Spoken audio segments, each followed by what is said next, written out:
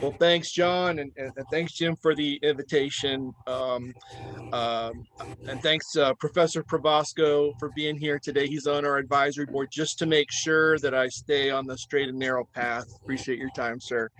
So I'm not much of a presenter. I'm more of a storyteller. So I hope that's okay with you. And if I look a little discombobulated this morning, here's the reason why. At 3 a.m, I got a text from a family friend that a close family member, 93 years old, died of COVID this morning in a hospital in San Jose, Costa Rica. So if I haven't shaved, now this is not just one day's growth, it's been a few days, but if I'm a little discombobulated, that's part of the reason why. I tell you that story because I need you to know first of all, I'm going to do two things. I'm going to tell you about our company, and then I'm going to tell you about the things that worry me every single day about being in this industry. Because I want you to know what people like me think about and are concerned about as we roll forward with health and with technology. Because it feels like a very sacred space that we're in, and I'm largely unknown. And we're pioneers. All of us on this call are pioneers, and we should take that very, very seriously. We have an ethics about going back to the past and being careful about what we do because it could alter the future. If we have that same degree of concern about today and what we're doing today, I think that could be informative to us. So in the first place, my master's is in city planning, absolutely nothing to do with technology, absolutely nothing to do with healthcare. Worked for 16 years at the cabinet level with various cities, worked quite a bit with Mark. So I'm glad to hear somebody from Mark on the call. And then I worked for 10 years in the nonprofit realm. And now I've been 4 years in business, the last 6 months with OmniLife VR. We are located in North Kansas City. If you know where Chapels is, that seems to be a landmark. We're right across the street from Chapels. If you know where Jefferson's is, we're right next to Jefferson's.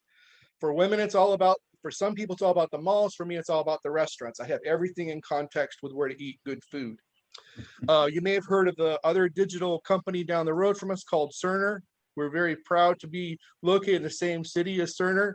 And someday we look forward to you hearing OmniLife and thinking, oh, just like Cerner, that big, that incredible company in the Northland. I'm also very, very honored that somebody in the ethics field is on the call as well, because this is part of my heartbeat as well. And before I get to that part, I need to let you know, I'm not an anti-vaxxer. I'm not an anti-science person. You may, at some point, may think, where's this guy coming from? Why is he in this field at all?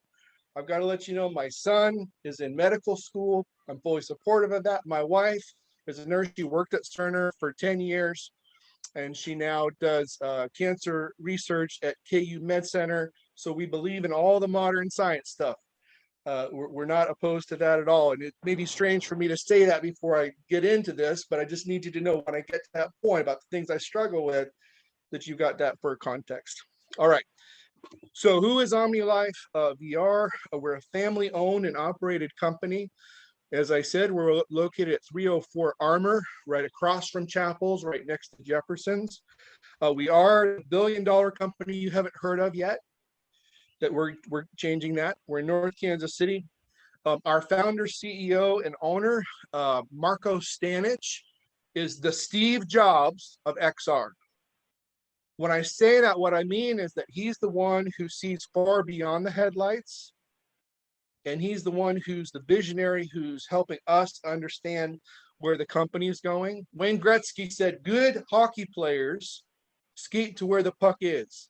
Great hockey players skate to where the puck is going to be. We want to be great hockey players. We do hardware. We're your one-stop shop for XR. We design, build, and distribute our own hardware. Some of that's through contract manufacturing. All of it is OmniLife branded. Some of it's through contract manufacturing. Some of it we're buying the components and building them on site. So hardware is ours. All of the software or apps, or we call them experiences, are also OmniLife branded. When we use our flagship products in the spaces we do that, or when we build our own experiences. In some cases, Because we're a reseller, we can also go out to the market and buy stuff that's on shelves or beyond the shelves. Because we're a reseller, we can get any title in the world today because of our position in the market. 90% of XR, as you know, has been education and gaming. That's where the primary investment has been. That is when you walk into our storefront, that's what you'll see. Our storefront is composed of 8 game stations in suites of 4. But behind the curtain, that's where the rest of the magic takes place. We're focused on 3 areas within that 10% that's non-entertainment: education, wellness, and training. So that front storefront, we have branded Disciples of Gaming, and there's a reason for that. It's not really germane to our discussion about OmniLife, but I'm happy to tell you that story later as well. So what kind of experiences are we working in? We just sold a system to Kansas City, Kansas Public Schools, K-12, again, hardware and apps. We work with veterans organizations. One of our advisors on the advisory board is Skip Rizzo. Some of you have heard of him. He's probably one of the premier academics in the XR space. He has built a program called Stride, which helps veterans deal with PTSD. And he's probably, it's called Brave Mind, as probably the forefront in that arena. We also work with aging populations who are dealing with dementia and other issues. We do industrial training for manufacturing. We do tons of mental health stuff, both for school-age kids in a school counseling setting, as well as other opportunities as well. We work with physical fitness, and we do work with entertainment, although that's not primarily why y'all are here today, is to hear about that. We are very much involved in that arena as well. And what I'm personally most excited about is that we work in the global market. When I say that, what I mean is this: we're currently in 8 to 10 countries, depending on how you count it. And we do everything from working to develop experiences, to marketing, to sales, all of the above. In fact, we're probably better known outside the US than we are in the United States. Just to give you one little snippet, on a couple of months, the governor of Missouri has invited us to attend Arab Health, which is a conference where 50,000, previously before COVID, they had 50,000 attendees from around the Middle East. It is the largest health symposium of its kind every year. So the governor offered to pay our way for us to go and represent our company in that space. So if any of y'all want to talk about that, I'm happy to talk about that later. So that's a snippet of our company. I'm more than happy to talk about that. I'm a sales guy. So call me, come down and see. We give tours. We'd love for you to come down and spend an hour. We call it a tour. We'll show you a couple things we're doing and ask you how we can how you want to collaborate. That's what this is about for us. But really, what I want to also tell you all about is what I wrestle with, the things that I wrestle with every day. So here's what I wrestle with every day. What is health?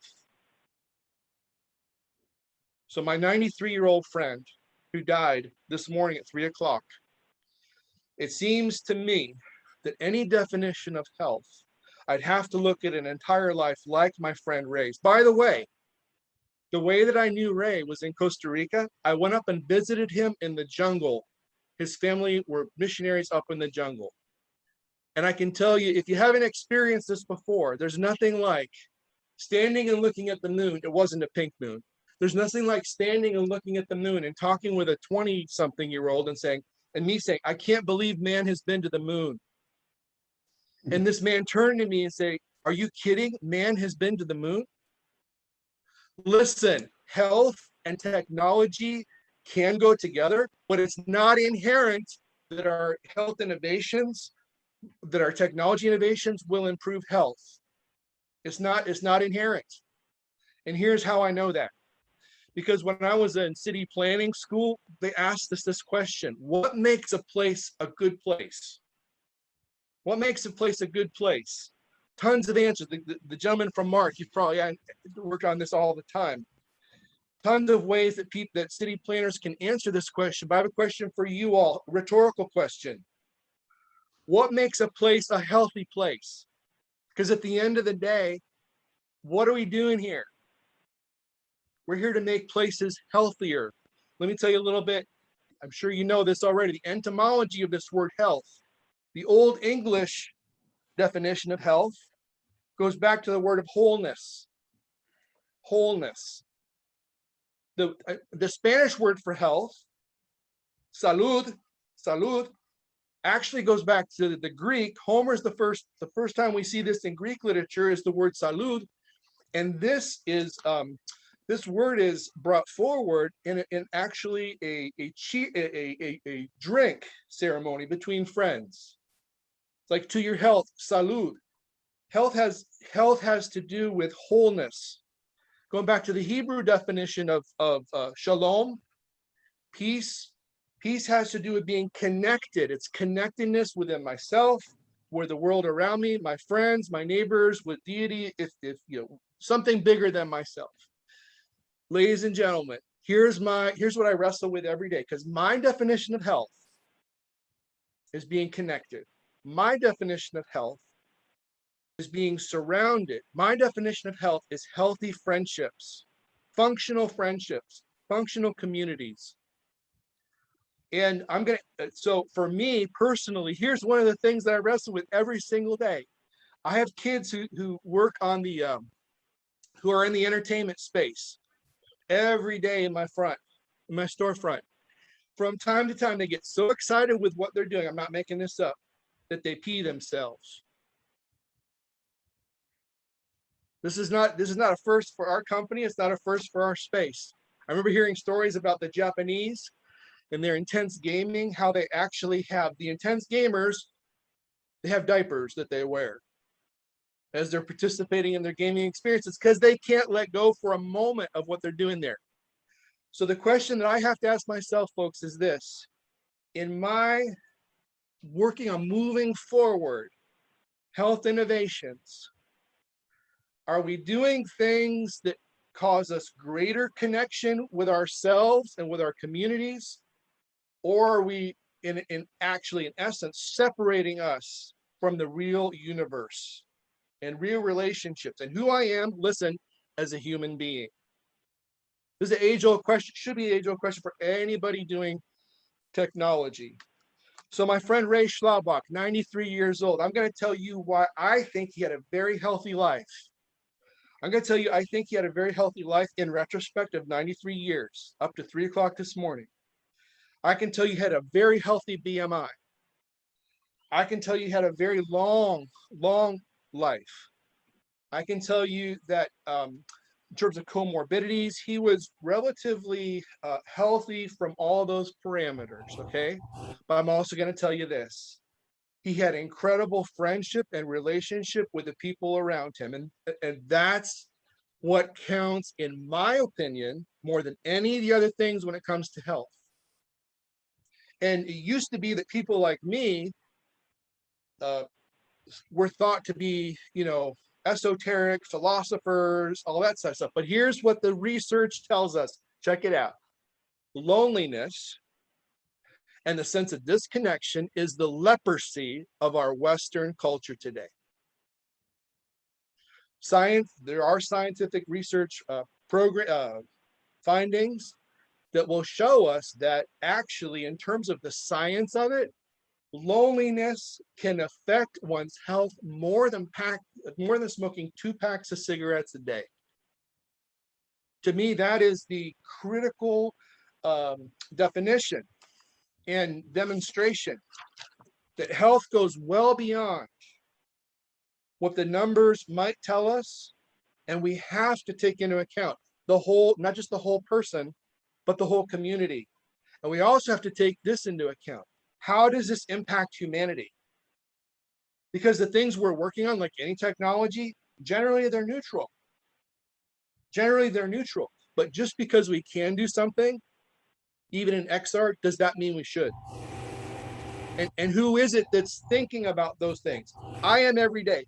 Hopefully you all are also, because it's well beyond those parameters of what the chart says. And there's tons of there's really a prevalent undercurrent. We got to look upstream, right? Because we're that kind of people. We want to look upstream and say, where is this coming from? How do we improve overall health? How do we enhance health? How does that play out for your company, Tim? What kind of solutions what are the solutions like that play into that worldview? Yeah, so that's a fantastic question. And really, like any ethical question, sometimes it's more about the question than the answer. So here's one thing that I'm talking about myself personally, not necessarily a company.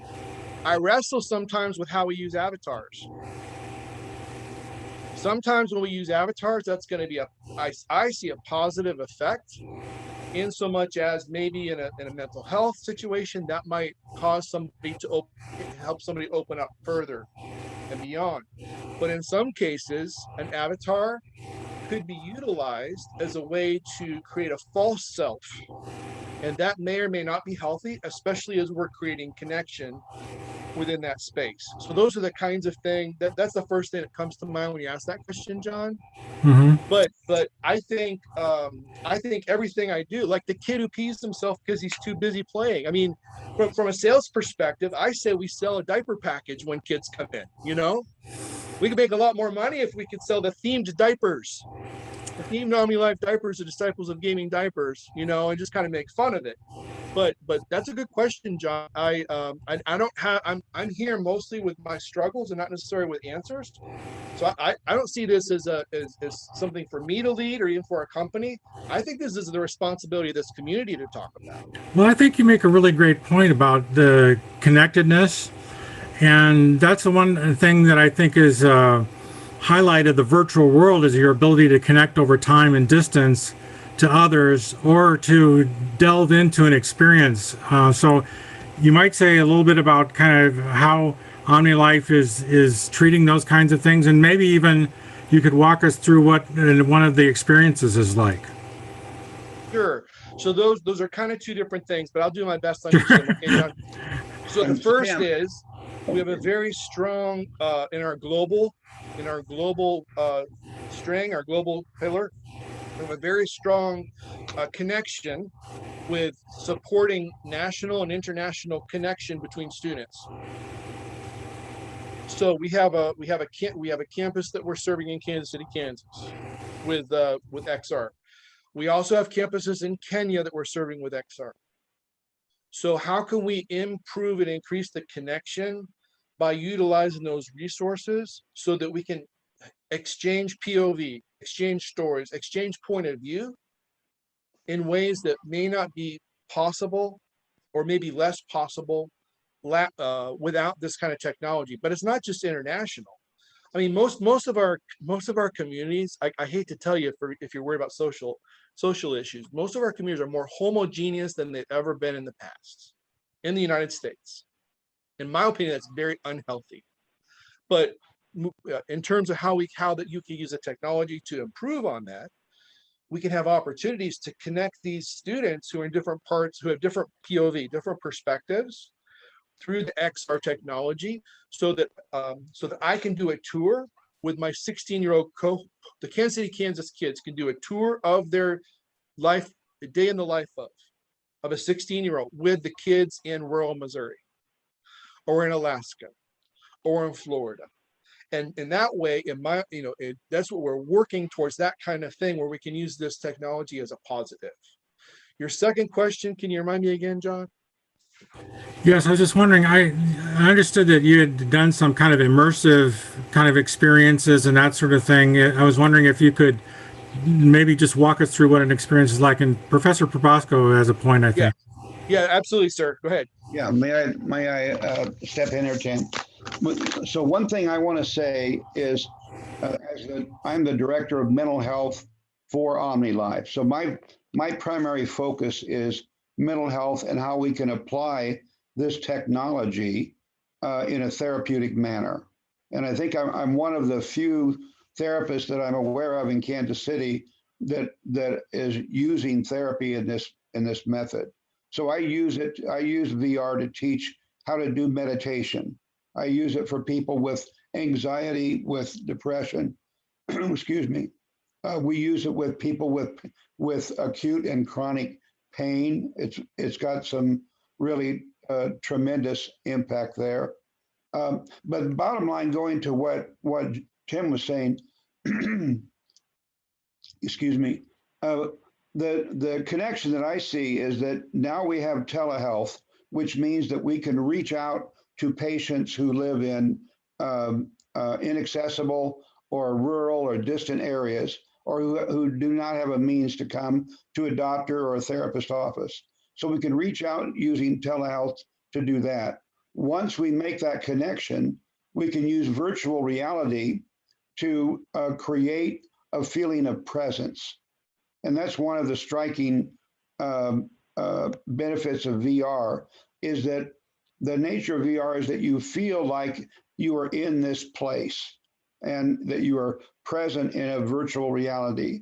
It also is immersive, that you feel like you're immersed in it and you begin to interact in that virtual reality space. And then third, there's a sense of embodiment that Tim was talking about avatars.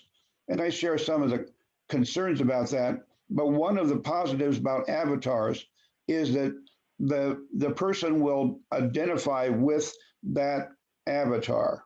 And so there's been research on, if you have an avatar doing walking on a treadmill and the patient watches that, they are more likely to walk on the treadmill themselves after that session. And so, and if they do some type of pro-social activity or behavior in virtual reality, then they're more likely to do pro-social behavior in natural reality. So if you have not experienced VR, folks, I would encourage you to find an opportunity to check that out, because it's hard to explain orally, and it doesn't really do it justice in terms of what the experience is.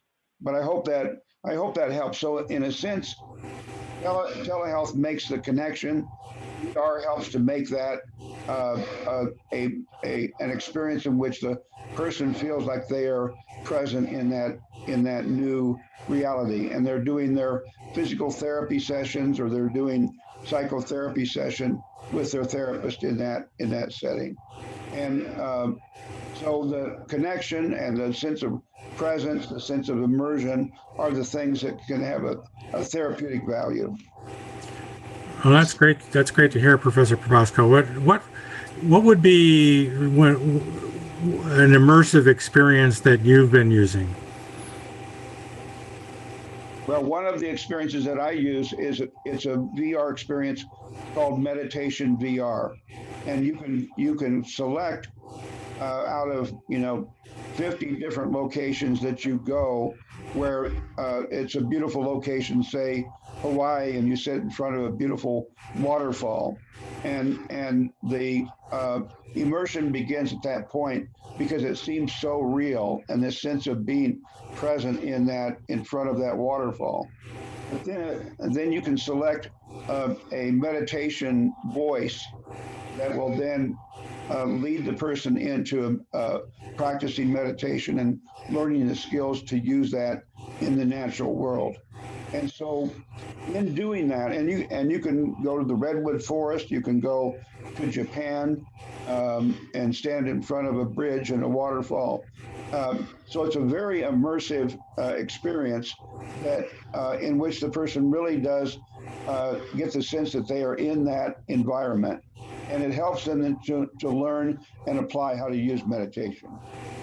Okay. By the way, John, I just mentioned, if y'all want to come down for a group tour to kind of see this together, if that's possible, we would love to do that. And we have literally dozens of meditation experiences, including the one that Professor mentioned.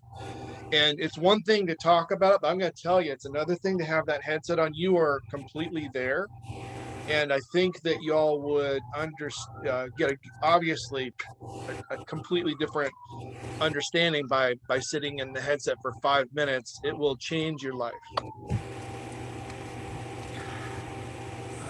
What sort of reach do you currently have, Tim, in terms of sort of number of clients, or maybe do you have a sort of a representation of what experiences are most dominant currently in terms of demand?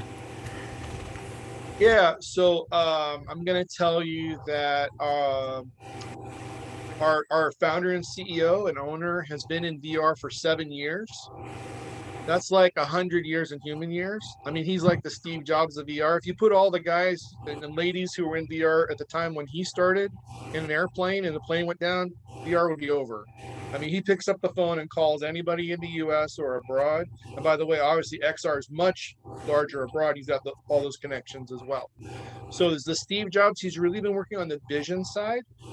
COVID had its COVID effect.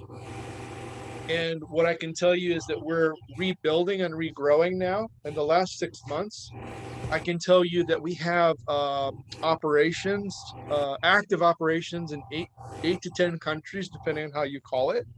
I can tell you that our most noticeable is on the entertainment side. That's where most people know us from, especially North Kansas City. I can tell you that outside of that, we are very strong in the K-12 space. I can also tell you that we're very strong. We're about to. I got to be careful about going over the line. I don't want you to all sign non-disclosure agreements. Physical wellness and mental wellness are huge for us, and that's one of the reasons why Professor Probosco is so important to what we're doing. And that would be the area, but it's also about training. So in terms of health, we're very active on the nurse training, the basic life support training, all of the above. Okay. Have you worked with any of the health entities locally? I can tell you that we're in that process. I can tell you that I'm delighted to see so many health entities on the call today. So we've been a little bit tucked under, especially during COVID and now coming out. But we would welcome those opportunities to collaborate. And maybe Professor Probosco, you have a little more insight on that. Yes, what I would say is that we've recently installed a behavioral health lab in the VA hospital in Des Moines. We're talking with the VA hospital here in Kansas City, and with the folks out in Wichita. We've talked with a number of hospitals about it. One of the things I should say, a lot of the early research on VR has been to treat soldiers and Marines, first responders, to treat them for PTSD and the chronic pain that also accompanies that, that's comorbid with the PTSD. So there's a tremendous amount a tremendous amount of research done on that, and we work closely with, as Tim said, Skip Rizzo, who's probably the foremost researcher in the use of VR, especially with military and with things like dementia. And Skip is at the University of Southern California, which has been really at the forefront of research in VR. So you might, if you're interested in learning more about the research that has been done, you might check out USC, the ICT program that they have there, which is amazing.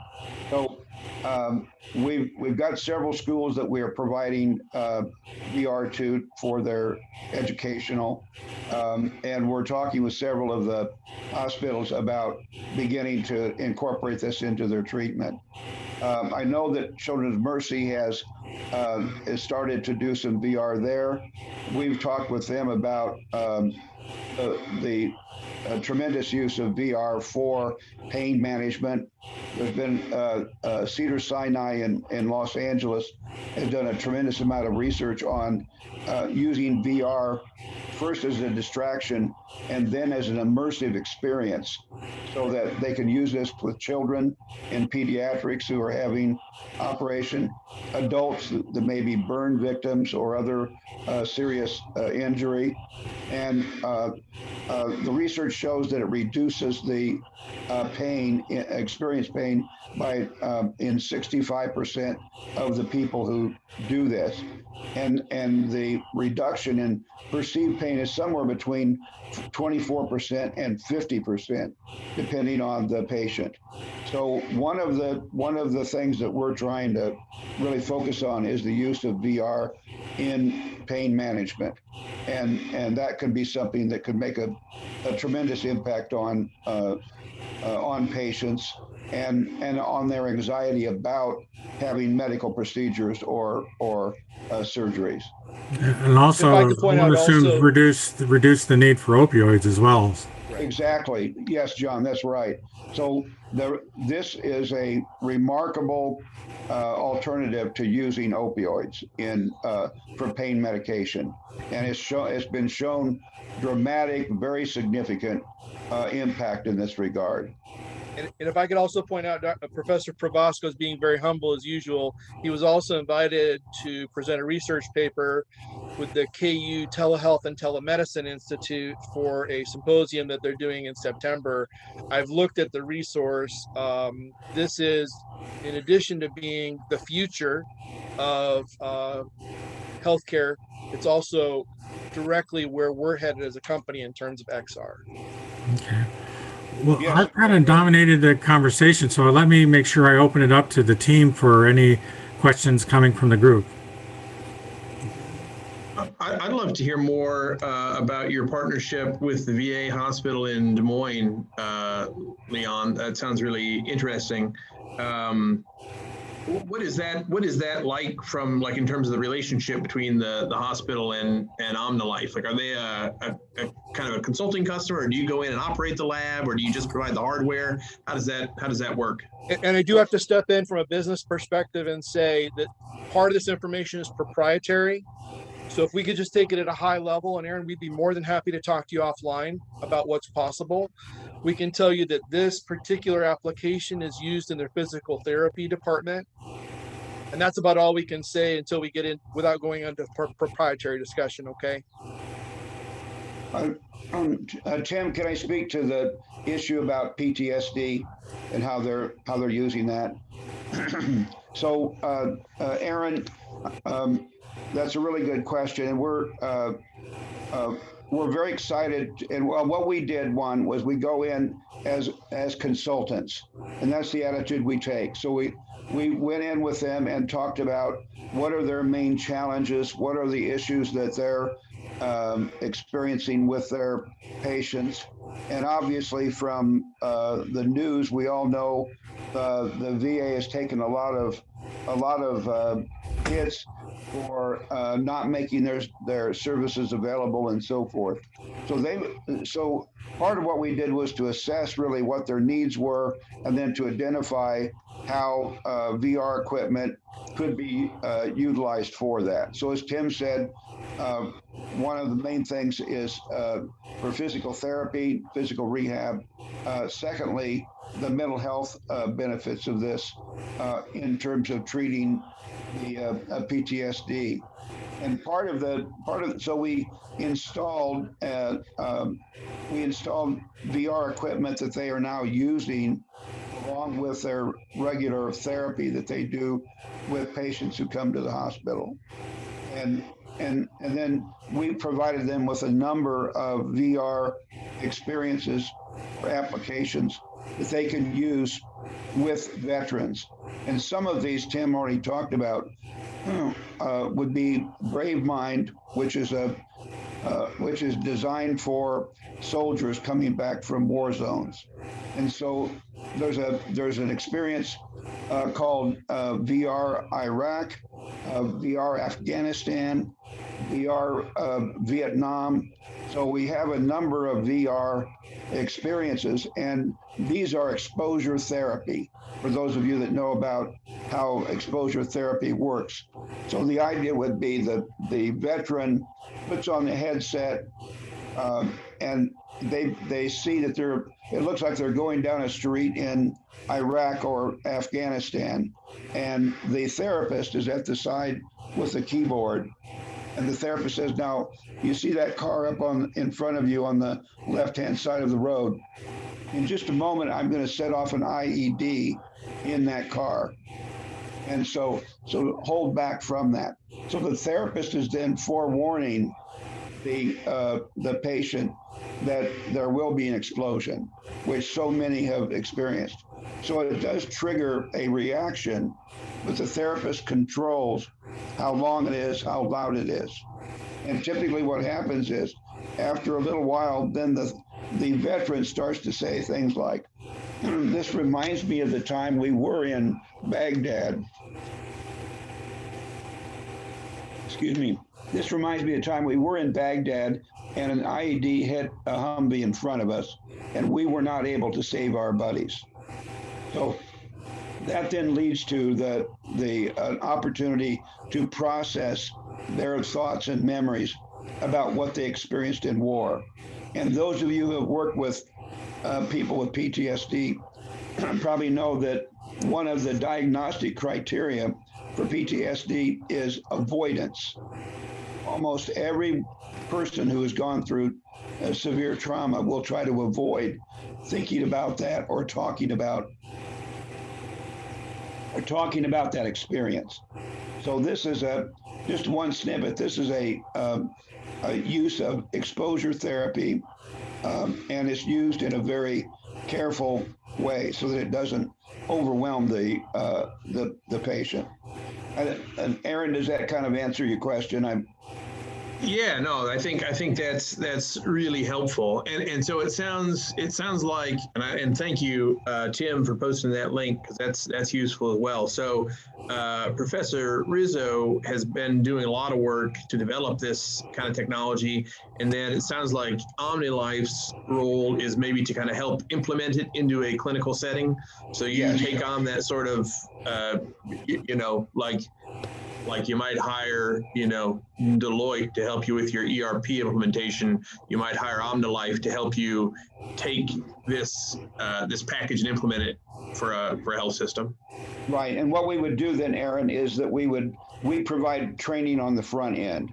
And so not only the technical training that's needed, but the therapeutic training. So we provided training to the counselors and social workers at the VA hospital on how to use this in a therapeutic manner. And so, but then after they've received the training, we are still available if they need consultation, either on the technical or the therapeutic side. So we don't, and now I use it in my private practice, and there are others who do that, right? But for a big institution like the VA, we do the training and orientation and help them get started, and then we're available for consultation. Do you have designers and developers and creatives who are designing experiences that are employed or contracted through OmniLife? So do you are you curriculum creator, like not curriculum, because that gets more into the training piece, and it sounds like you're definitely doing that, but are you creating the VR XR environments? We have three options. We have flagship products that we've already developed. We also, because we're a reseller, we can see behind the curtain all the experiences in the world. There's not that many. There's especially not that many outside entertainment. There may be a few thousand. It's really, really limited, honestly. And thirdly, we have dev teams. We have development teams who are building whatever is needed for our clients. And it's not just that some people hear, oh, you're developing it, so it's going to be individualized. It could be, but honestly, Aaron, if you need something, there's probably 50 other people who do. And just people say, hey, what can you do for me? I could say the universe. What do you want? And let's sit down, talk about your budget, tell you what we could do. And because if you need it, then it's likely somebody else is interested in the same thing. So flagship products, a reseller of products that other people develop as part of a whole solution, and then custom development as needed. And you may have mentioned, I apologize if I missed it. What would you say are your flagship products? We work a lot with K-12. That's one of our primaries. We also do have some flagship in the training arena that are already put together. And are there product names or service line brands that are attached to those? We don't really sell names, we sell solutions. So basically, we're very interested in finding out exactly what you need and then figuring out exactly how to do that. Everything that we sell, except for on a resale side, is going to be OmniLife product. Okay, cool. Yep. Well, and if I may add to that, Tim, Aaron, we work with a lot of different companies that are big in development. So we're dealing with some of the bigger companies in HR, and you would I'll defer to Tim on this, but we do have agreements with a number of big companies that produce a large number of VR experiences and applications, and then on top of that, we're starting to do the development of new applications that we see a need for. Yeah, we talk to Qualcomm every day. We work with a number of Fortune 100 companies. I can't name those because of NDAs. The governor of Missouri invited us on his dime to go to Arab Health because he feels like we're that positive in terms of representing what Missouri has to offer in a setting like that. So those are the kind of names that we deal with on a daily basis. Could you tell me, are you guys cross-platform? Can you work on a standard device like an Oculus, or is it a tightly integrated hardware, software combination? So this is a very important ethical question, Justin, and I'm really glad you brought it up because I didn't want to. In our opinion, Oculus is unacceptable to the extent that it requires a Facebook account. We are not comfortable in any way, shape, or form working with a company whose primary business is data mining. It's just not going to happen. So with our K-12 folks, I'm not going to have my third grader in any way, shape, or form get their data mined. Health provision with HIPAA, I mean, whatever workarounds there are, there's always a workaround to get back to. So that's just our company's position on it. To be really honest with you, Oculus business model is to sell at cost the product to get you into their system, and then they're going to give, because really it's a data mining company. Having said that, we work with all the major hardware companies except for Oculus, and we can find any, if you need something for a Vive, if you need something for a Pico, if you need something for an HTC, if you need, Samsung, whoever's there now or in the future, we're designing and we're buying and we're looking for, if it's in the universe now, we're going to find it for you, and if it's not, we're going to build it for you. If I may add to that, Tim, I don't think I'm disclosing anything proprietary here. HTC Vive is the primary VR system that we have started the company using. And as you probably know, HTC Vive is considered the creme de la creme of VR. It's considered the best, the most precise. Now, there's lots of competition. So there are other companies like Pico that we're working with, and we've checked out Oculus. But I would echo part of what Tim said, because of what we do in healthcare, teletherapy, and so forth. We have to be very careful about HIPAA compliance, and so that's very important to us. So we do contract manufacturing. What that means is that we use manufacturers all around the world, including the ones that the professor mentioned, but they're building to our specifications. we're generally asking for a little more than what they're selling to mass market. So everything that we sell is our brand and meets our standards for our clients. And you're working directly with us every single step along the way. So, because we're going to take care of you, because that's the kind of company we are. Okay, John Birch, go ahead, please. I think you're muted. After your last comment, I have two questions now. First, I was going to ask you to say a little bit more about avatars. I don't know that much about how avatars often figure into the VR kind of experiences, but I am aware that avatars can make a difference in health, particularly for young children. There's at least some work. I certainly haven't studied the scientific literature that may exist on it, but for autistic children, for example. Right. So I wonder if you could just say a little bit more about the possible uses of avatars in healthcare generally that you'd care to offer. And the other, and it clearly relates to that, someone just mentioned something about HIPAA compliance being an issue. I think, Leon, you mentioned that. So could you tell me how HIPAA enters into what you do? It's not clear. Okay. Well, let me say on the children first. I think there's been a lot of use of VR with children with autism, and as you said, John. So if you get online and you go to YouTube and you put in VR with autism, there will be a number of short videos that show the application of VR with autistic children, and it has to do, I think, with the immersion impact of VR.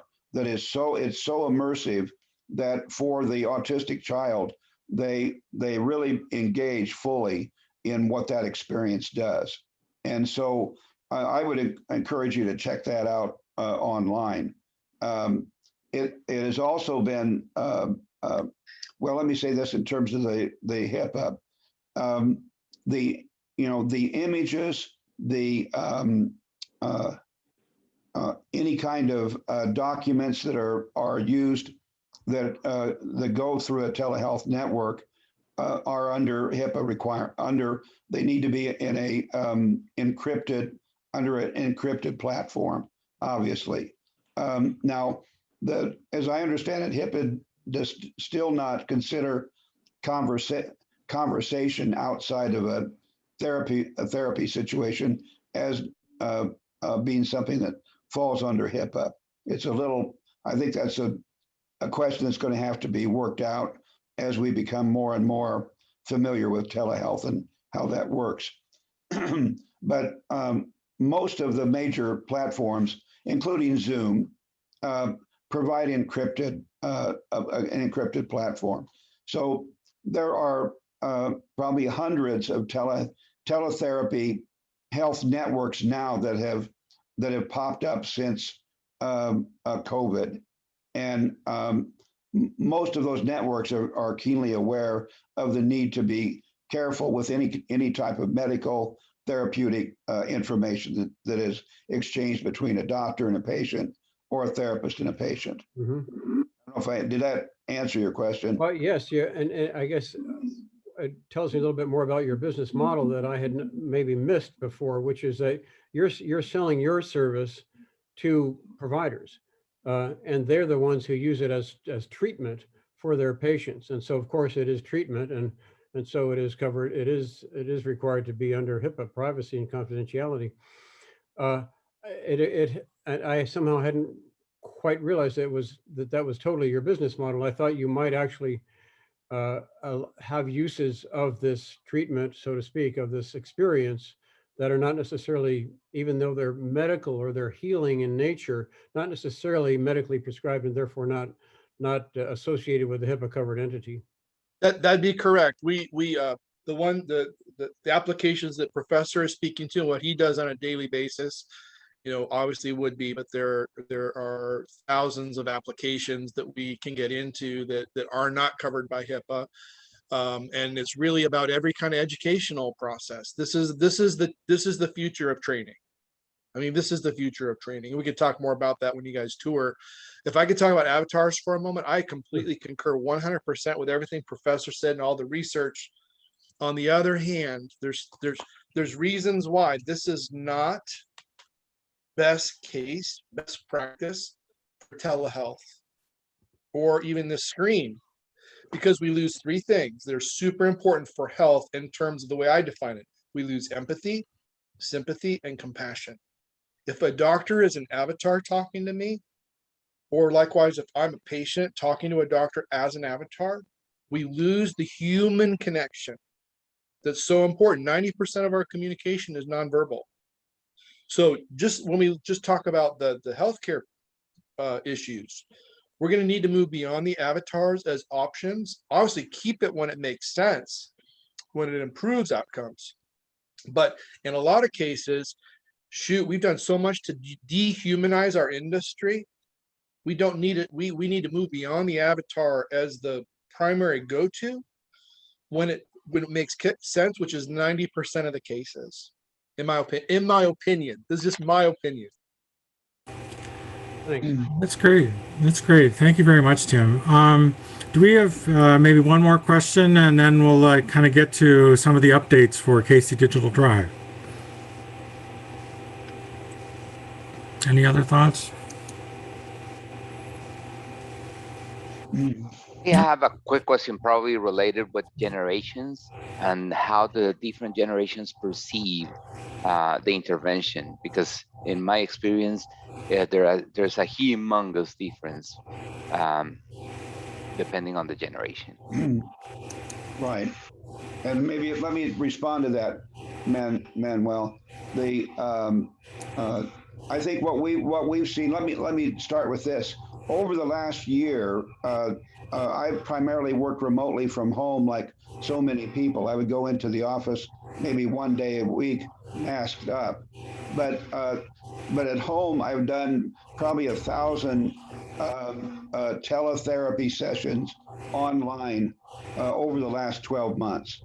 So what I find is that older people are typically reluctant to try teletherapy. So more of them want to be seen in person in the office. Younger people, millennials especially, are more, they're like, yeah, that's normal for them to communicate online. So they're much more willing to embrace it and say, yeah, that will be fine.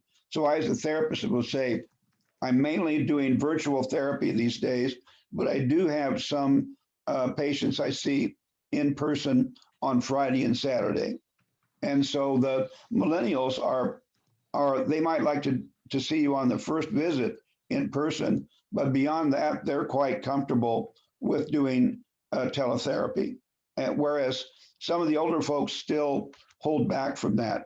There's a few exceptions, like myself and Tim and other people who have become comfortable with this as a plan B when you cannot do inpatient care. And so I think what we found, or what I would say too, 4 years ago, before COVID had been identified, I went to several of the hospitals and talked to them about telemedicine, telehealth. And most of them said, hey, this looks very good. It's exciting, but it's a little costly. And we don't think our patients would want to use telehealth. They want to be able to come into the doctor's office. So we had trouble getting hospitals to buy in. Now, practically every hospital post-pandemic, every hospital has telemedicine, teletherapy.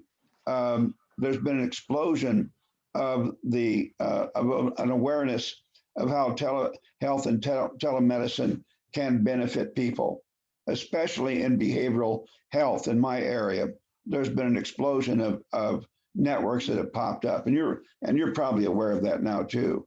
So this is going to be the new normal, and many people have learned how much of a good alternative this can be.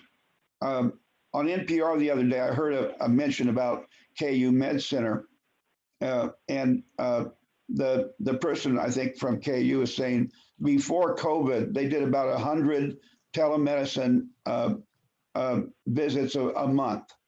After COVID, they're doing over 16,000 teletherapy visits per month. And I don't know if Robert Stiles is still here from KU, but NPR is pretty reliable. So I think those figures are tremendous, from 100 to 16,000. It's going to continue to grow as well. So, and Robert, I might follow up on that real quick. I'm not sure, because you had mentioned, I don't remember, Tim or Leon, which of you, about a paper that you were maybe doing for the Kansas Telemedicine Center. Robert, are you involved with that? Is that with your part of KU Telehealth? No, that's probably telehealth and telemedicine, which is a different area. Okay. I'm in pediatrics. I know it gets confusing sometimes. Yeah, but yeah, they're having, so we're actually submitting our proposal application to present there tomorrow. We're presenting that. It's due this week. But it's going to be the telehealth KU Med Center Telehealth Summit, and that's, I believe, is going to be on September 16th is the date that will be. And yeah, that's an excellent annual summit that they put on. I don't know, I'm sure many people in the group have heard of it, but I would recommend attending. Right. If I could just say, oh, sorry, go ahead. Go ahead, Tim. If I could mention two or three more things, Mr. Solano. First of all, we have incredible results that we can show from senior citizens in struggling with all kinds of things in nursing home facilities, really benefiting from this type of therapy in terms of dementia, in terms of loneliness, in terms of feeling kind of confined. Secondly, if we have specialists in Kansas City and patients who are 80 years old in Dodge City, I don't know if that's an 8-hour drive or what, and that patient has a choice to either try to get on a headset and see if that works, or make the 8-hour drive or whatever it is to Kansas City, stay overnight, do whatever, and drive back. We may have a dual system for a while, but I think that, from my ethical perspective, that's okay to have choices. In some cases, that 80-year-old may try that and then say, this is going to work for me. We're still working out how to do that. And the third thing that I'm really excited about is medical tourism, in terms of the opportunities of our treatments, not just going to nation's borders, but how this creates a world of world-class health provider opportunities, so that truly we can dial into the best experts in the world, and we're going to get there. That's the future. And so that's kind of, the patient may not even need to be on the headset per se in order to get the benefits of that. It may be two physicians talking in two different locations and seeing the results that are beneficial from that. And let me add to that, Tim, before we run out of time here, John. One of the things that we will be talking about at the KU presentation is the tremendous value of using VR and AR in medical training, nurse training, behavioral health, physical therapy. And if you just go on YouTube and put in medical training videos, there will be a number that will pop up. What we're seeing is that the cost saving involved in training residents and nurses using VR is tremendous, and they can practice over and over and over again with a avatar in that case, and without making any risky mistakes with an actual person, or needing as many cadavers to work on. That this is really going to be a tremendous impact on medical and allied health professionals. So that's something we'll be talking about at the conference. But in the meantime, you can check, you can just Google it on YouTube, and you'll see some examples of this. There's also one on dementia. There's an excellent video. It's put out by a company called Tribe Mix, TRIBE Mix, and it's of a number of elderly people in the UK who have dementia and Alzheimer's, Parkinson's, and they will. It shows them before and after they do a VR experience, and it is it's a tremendous example of the benefit the VR can help in stimulating neural activity in the brain and stimulating older memories that are still resident in the patient's mind. So that's called Tribe Mix, and you just put in a dementia and VR, and there will be a couple of videos pop up that you might enjoy. That's great. Thank you very much, both to Professor Probasco and to Tim, for really a wide-ranging survey of the possibilities in this space. It's something, as you can see from our questions, it's very interesting to many people, and we want to know what we can take, how we can take it forward. So we will probably take you up on your offer to come visit at your location once people feel a little bit more comfortable with doing that, and I think we're getting to that space. And so I look forward to that opportunity. Thank you very much for the time you've spent with us here today. We really appreciate the opportunity to chat with you this morning, and we really love what we do. Can you tell? So thank you for your time. Yes, we can tell. Yes. And thank you, John, and others. Thank you so much for the opportunity to share this with you. And we would love to have you come to the lab there in Northtown and try VR out yourself. And then we'd love to talk with you more about the different applications that we've learned that have been most useful. So very good. Very good. We'll take you up on that. Thank you. Okay, we're going to do a little bit of a turnabout here. We wanted to make sure that we had the opportunity to update the team on some of the activities that Casey Digital Drive is really doing on behalf of the whole group. And part of that is our response to COVID through the Comeback KC initiative, where we've been a driving force and cooperating with others in the community to make some things happen. And I'll introduce Aaron and also Anurag Patel, who may be with us as well, to discuss that for us this morning. Thanks, John. And so this will be review for some of you and probably brand new for some of you. So just wanted to give a little bit of update. I know we spent some time on this during the summer and early fall of last year, but there's continues to be a lot of progress and activity, and wanted to make sure those in this group had at least some level of visibility. So I'll kind of go through this fairly quickly. As some of you may recall, Comeback KC was kind of the brand that we had started in April or May of last year, and was a strategic approach both on the operational side and the messaging and communication side to thinking about a regional testing, tracing, and supported self-isolation strategy.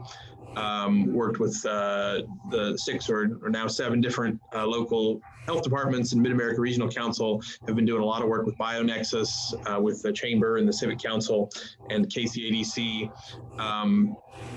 looking for the kind of grappling with the fact that our health care system response is pretty fragmented in terms of, we've got 2 state health departments that have their own policies and plans and response strategies, and then those kind of filter down to a bunch of local health departments, and then you've got the health systems and the providers that sit alongside of those and have ways of communicating, but not necessarily ways of working together. That's kind of been the backdrop for this. More recently, about 2 or 3 weeks ago, we launched the 2 Million Arms campaign. So this is setting out a goal of really getting 90% of the Kansas City community vaccinated. We realize that's a pretty ambitious and perhaps unrealistic goal, but driven by wanting to have an ambitious goal. No one's quite sure where we get herd immunity. We don't want to adopt, say, a 65% goal where 1 out of every 3 people says, I don't need to get vaccinated. I'll let the other 2 people get it. We also think there's an equity consideration that drives a lot of this work. So wanting to make sure that everyone feels they've got the opportunity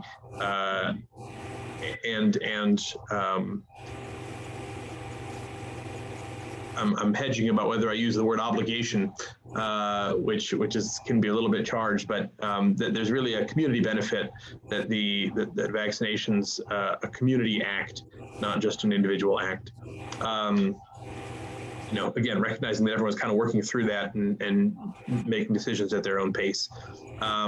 One of the challenges in a goal like 2 million arms is we don't really know how many people in the area have been vaccinated.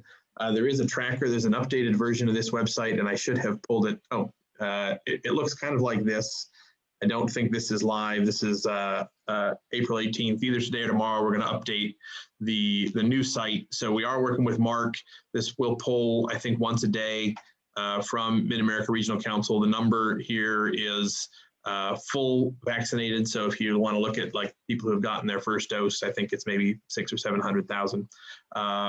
But again, we think there's an opportunity in so many of the things we do around kind of helping to drive Kansas City into a leadership position. We would love to see Kansas City, have the highest vaccination rate of any metro in the country, and continue to work again, both to message that and to encourage people to get the vaccines, but also to build some of the operational back-end infrastructure that is needed to make that possible. So I'll get more to that in a minute. Just on the campaign and the communication side, there is a whole creative kit here. Messages, there is logo elements of the seal.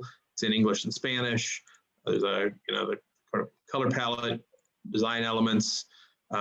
We've got stickers, billboards, posters, and we're working on getting the billboards placed now. We're talking to KCATA about getting some bus wraps and potentially streetcar wraps. I'll get into the van in a moment, which is something that is part marketing tool, but also is actually going to go out and deliver vaccines. So addressing more of the operational side. We've got a Zoom background, which if I pause for a minute, I may switch to. Should have had on. So the intent is, we are working on doing fundraising to actually do kind of the mass media piece of the campaign. Have billboards up, have some radio spots, have some TV spots, but it's really created as a co-branded campaign. So the intent is not to have, because this just isn't how the ecosystem works, one strategic sort of centrally planned effort where everyone's putting in and going out in the same way. But Johnson County has a campaign and Wyandotte County has a campaign. Each of the many different health systems have their own creative collateral, but we're looking for people who want to use this in a co-branded way, whatever that looks like. So if it's a jointly branded flyer or stickers or creative collateral. So the ask here is, one, to take a look at the creative kit. I mean, most of the people on this call, I don't think are communications people, but share it with the communications people and the marketing folks in your organization who are marketing around vaccines.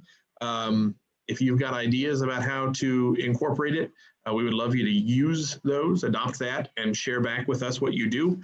And if you think, well, I'd like to get involved, or maybe someone in the organization would like to get involved, but we don't quite know how, please reach out to us on that as well. And we can work with you or other organizations that you work with to figure out how to start getting this out into more places. It'll be, the thought is that this is a long game. It won't be until sometime end of 2022 where we would even think about hitting a goal like this. So, we've hit that inflection point where supply is no longer the issue, demand is the issue. And so we're looking for partners, and we hope that as this gets out in more and more places, it will become more compelling for people to use it and become something that that folks can see. So let me pause there on the campaign and the 2 million arms and see if there are questions before I move on to some of the other implementation initiatives.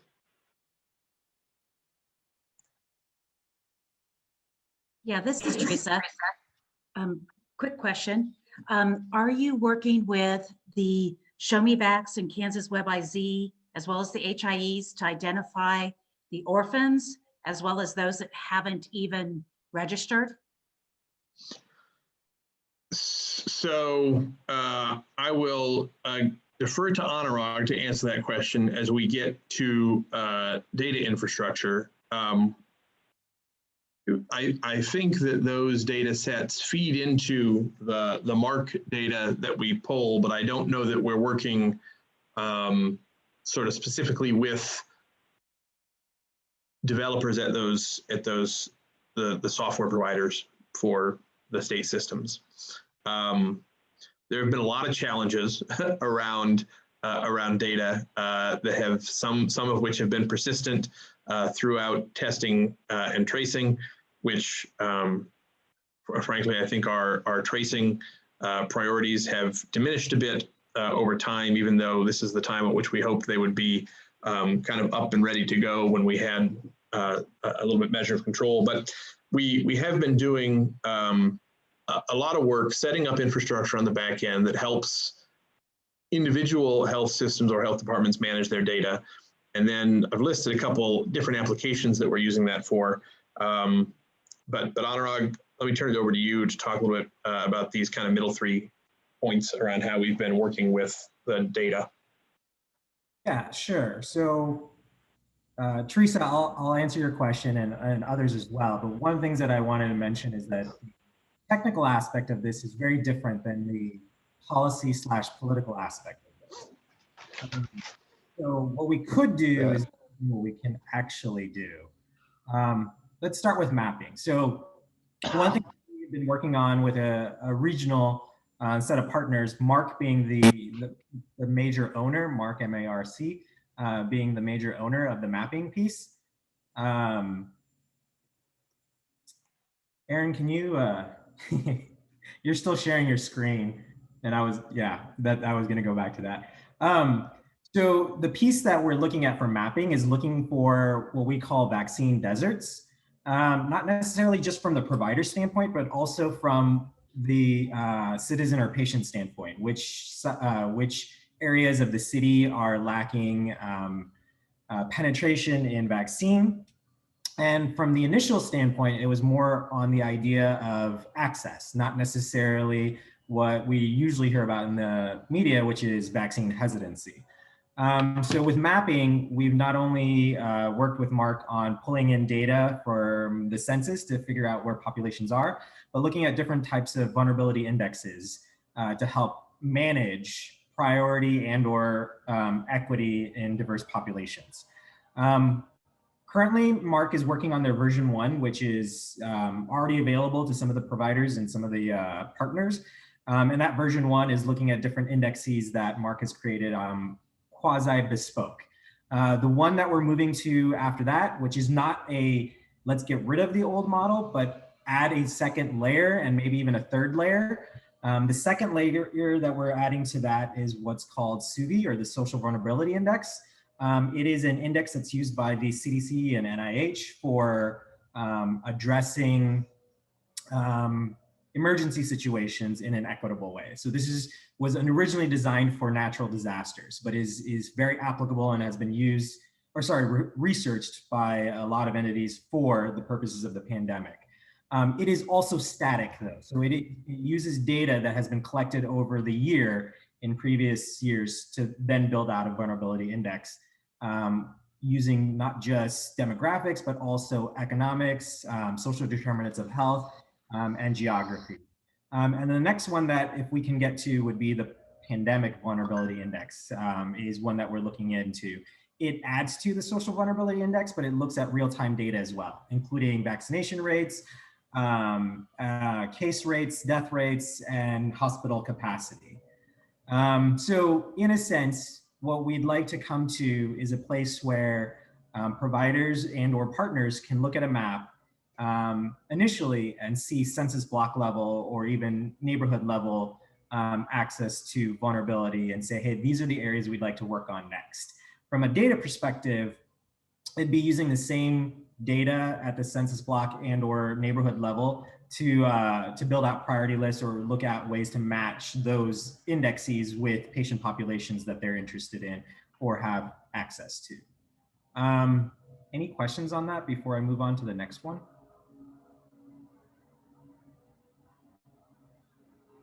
Nope. What was the next one, Aaron, on that list? The dedupe and the second dose. And I would just do it at a really high level. We've only got a few minutes. And oh yeah, so one of the things that health departments and some of the providers had difficulty with was sharing data, especially when we talk about HIPAA or maybe HIPAA protected data. And I say maybe it's because it's a gray area and no one in the region has defined what it is before you actually get the vaccine. So we started with pre-registration data, and what we're looking for, or what we built a solution to help them with, is record linking in a sense. Many of us, I'll say myself, and I'm sure others in this room, when we first heard about the vaccine, registered on as many lists as we could. And that was great for us, but as for providers, that's really difficult to manage, especially if they have 150,000 people on their pre-registration list, but they don't know if these individuals have gotten vaccines somewhere else or if they're on someone else's or some other jurisdiction's list. So we're initially building out a way for many of them to manage these large lists and then collaborate with other organizations throughout the area to record link or dedupe. Now, this may seem pretty simple, and it may be for someone like St. Luke's, Truman, or KU that have very robust systems, but for many of the health departments, they don't. They were managing them or still maybe managing them on Excel sheets. And so that's what we were helping with. For the second dose, it was something similar. What we found was that many individuals had gotten their doses outside of the Kansas City area, or they were being set up for vaccine second dose schedules that didn't meet their maybe work or life schedule. And so they would miss them.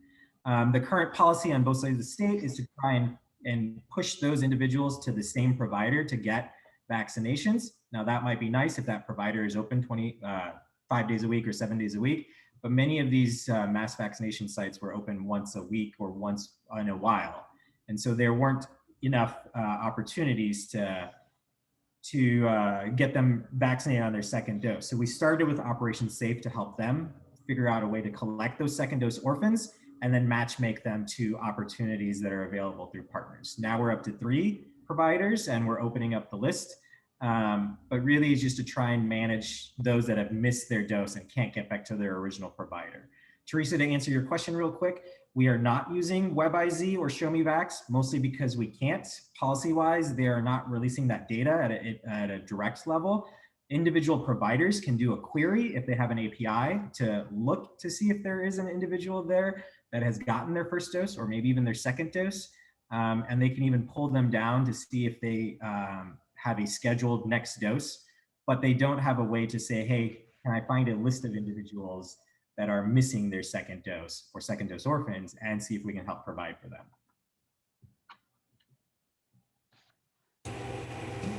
Yeah, thank you. Yeah, and let's talk offline because there could be some workarounds to that. Okay, yeah, that'd be great. Who are the 3 providers, Anurag? Yeah, it's Operation Safe, Wyandotte County, and St. Luke's Hospital. So, okay, great. So mentioned the van. We have a van now. It is just was delivered last week. We are working on getting it wrapped with the 2 Million Arms creative, which should happen next week. I'll show you a short video. We have been working with Black & Veatch to get this thing outfitted. So let's see if you can hear it.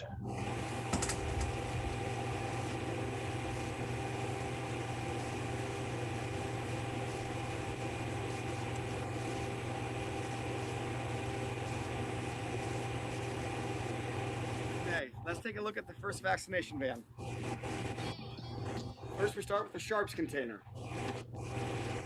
We have cellular service providing data to all the customers that might need it.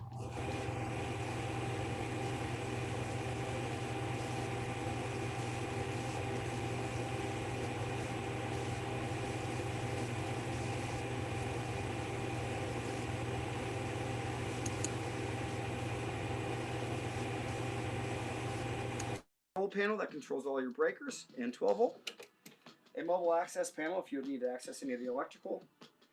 A medical grade fridge, keeping all the vaccinations cold. Under storage lighting. Hop on out and take a look at some of the other fun stuff. Next we come on over, we have an exterior GFI outlet. We have a 50 amp shore power. Allow you to plug in when the generator is not necessary. The van is powered by an Onan 5500 kilowatt generator. The generator box is lined with a heat and acoustic shield to help prevent noise and heat from getting into the cab. Thank you.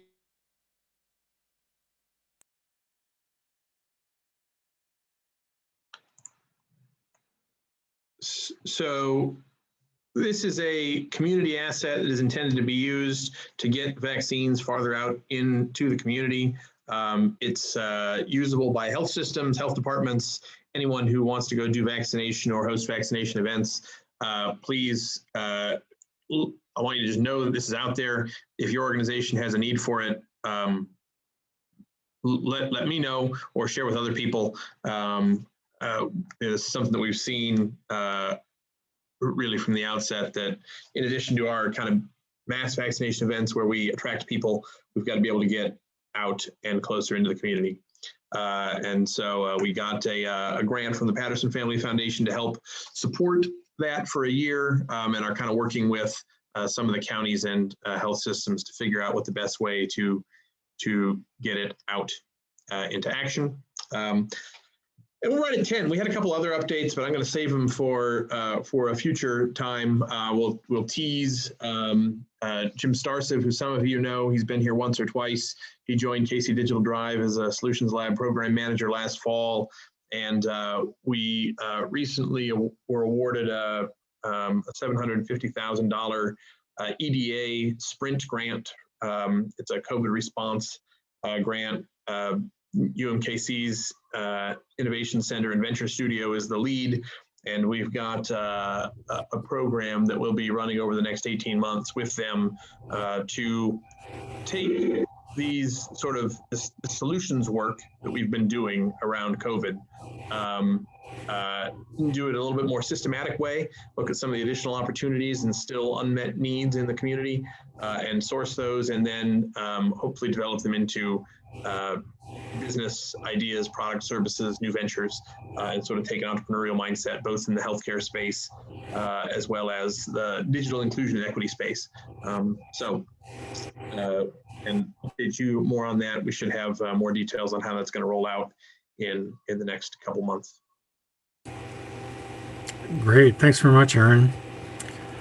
So I guess that we've covered a lot of territory today, and I'm really pleased to see how well attended and engaged everybody was. So thank you so much, and look forward to connecting with you during the month and certainly again next month for our monthly session.